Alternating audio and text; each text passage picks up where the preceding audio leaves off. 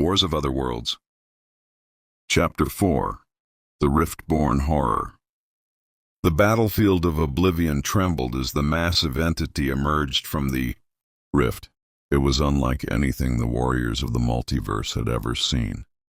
Its shadowy wings stretched across the sky, and its 1,000 burning eyes radiated an unnatural light that seemed to devour reality itself. Kale gripped his plasma-forged sword tighter, feeling the weight of the moment. Around him the warriors of the Celestial Alliance hesitated, their weapons raised but their bodies frozen in awe and fear. Then the creature screamed. It was not a sound, but a force, an unbearable, crushing wave of energy that sent warriors tumbling through the air. The ground cracked, and the very fabric of the planet rippled like a disturbed pond. Kale forced himself to stand. "Hold your ground!" he bellowed, rallying the troops.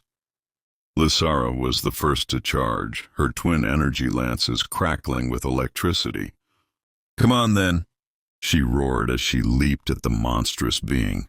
The cybernetic knight Orion activated his arm cannons, unleashing a barrage of plasma rounds that seared the air. Vorgash, the reptilian warlord, let out a battle cry, his obsidian-scaled body gleaming as he tore through lesser, rift-born creatures that poured from the darkened sky. The battle had begun. Chapter 5. A War Beyond Time. The warriors fought with everything they had, but the rift-born were endless. For everyone they cut down, another two took its place, emerging from swirling vortexes of darkness. Kale slashed through a horde of shadowy wraiths, their bodies dissipating into mist upon contact with his sword. He spun, barely dodging a jagged claw that sliced through the air where his head had been moments before. Then from above the entity descended.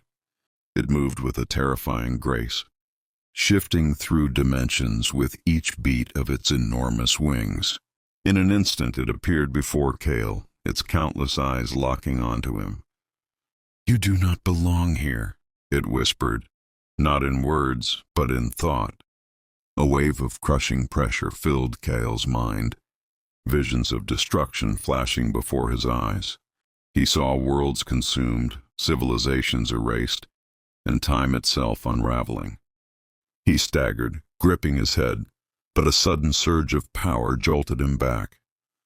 A glowing hand rested on his shoulder. "Resist, Commander." Kale looked up. A new figure had appeared, a being of pure light clad in radiant golden armor. His presence sent ripples through the battlefield, and even the Rift-born recoiled at his arrival. "Who are you?" Kale gasped. The figure's glowing eyes met his. "I am Solarian, the guardian of the Nexus, and I have come to turn the tide of this war."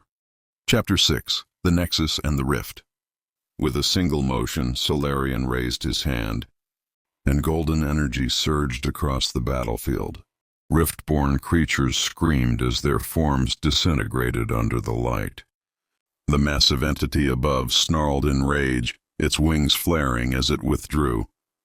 Kale felt the weight on his mind lift, and energy surged through his limbs. "What is this power?"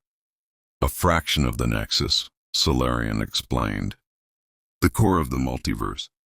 The Rift-born seek to consume it, and if they succeed, all realities will fall into darkness." Orion approached, his cybernetic eye scanning the battlefield.